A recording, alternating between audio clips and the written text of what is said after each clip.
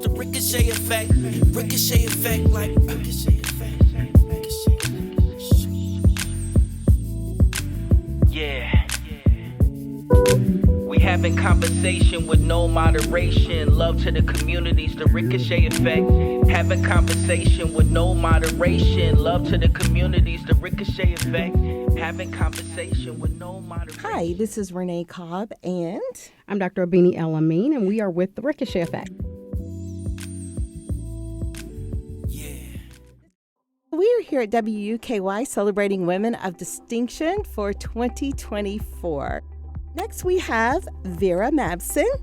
Well, hello there. Hi.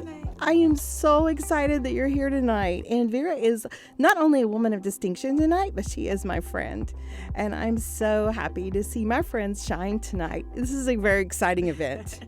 Let me ask you, what does it mean for you to be here this evening at WUKY celebrating Women of Distinction? Well, I've only done one other thing that I thought that was to this elevation, and I'm not going to say what that is, but this is one of the most important, most honorable things that has happened to me in years. I'm so happy to be here.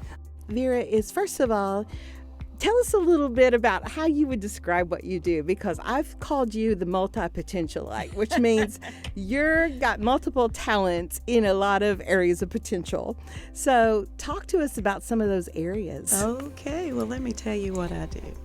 First of all, I graduated from the University of Kentucky. Go Cats. With a psychology degree.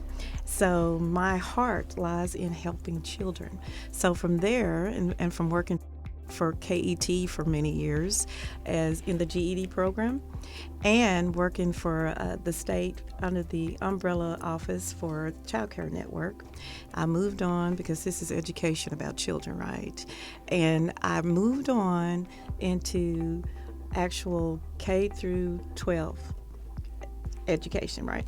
So for me, helping children has been what has really pushed me, and being able to be there for them, to counsel them. So that's part of it. Another part that I do is I have for the last 10 years, I'm not going to say how many, have been a custom drapery fabricator. And I have helped many offices and hospitals and homes in design. So I do that. And that's a lost art, don't you think, these days? It is.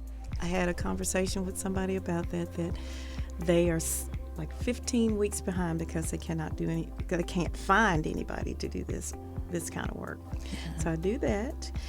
And one of my biggest loves, as you probably know, Renee, is music. Music is so special to me, and I've been in the Positive Movement Band for about, I think it's like 15 years now. I started out singing with just a little small band, moved from there to the Mag 7, Trendales, sang with the Sensations and all the groups that were back in the day here in Lexington, Kentucky, and it was just fabulous. And I've sang at UK and in Louisville. Well, let's go back. My biggest honor was to sing at Obama's first inauguration. Oh, that was huge for me, and it's meant a lot to me. And that was the thing I was talking about when I said this is the second time that I've had this kind of honor.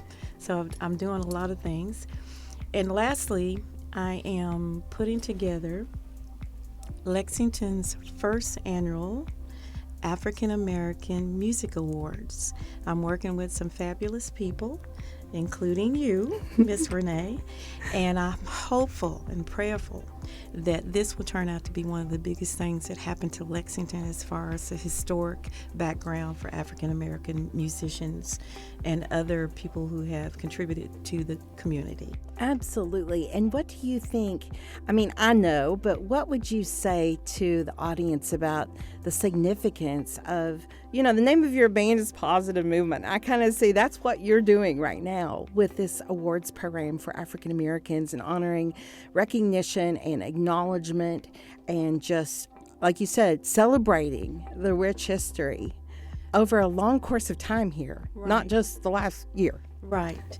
Lexington has been and still is full of so much talent. Yes. And some of the talent has passed on, but it's still significant to our community. So we want to acknowledge those people, tell what they did in the past, how they contributed to the community. We have the Lyric Theater. We want to talk about some of those things. We have local bands that are not recognized that much, but have super talent that we want to, bring forth and let people understand how great they are. We want to talk about the history of those bands and some of the people who are still here that have paved the way for the ones that are doing music right now. Yes. One of my people that I always talk about is Charles Little, Keith McCutcheon. Let's see, there's so many of them. There's so many, but we want to recognize what's going on in Lexington in the African American community with music, and maybe even move on to an African American museum that would house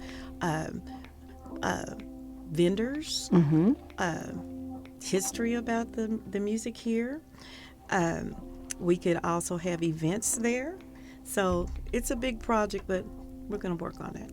Well, it's an honor to be able to work with you in concert, as we say, on this amazing idea. And they always say necessity is the mother of invention. Well, definitely this is necessity right now. So what does it mean for you to be here tonight, and who are you looking forward to seeing? We've talked to some of the other women, and they know other people on the list. So Well, I was happy to see Marilyn. I don't know a lot of the women, but I am so ecstatic to meet these women and to see what they do. Maybe I can do something with them. I don't know. Yes. We'll see. that's But what it's all This about. is exciting for me. This is exciting because I'm young and, I can do stuff. You sure can. You're young and impressionable right now, right? Right. So thank you so much for taking time to stop in here and talk with us. And I'm going to let you get back to enjoying and networking with the others that are in the reception area right Thank now. you so much, Renee. Thank you. All right.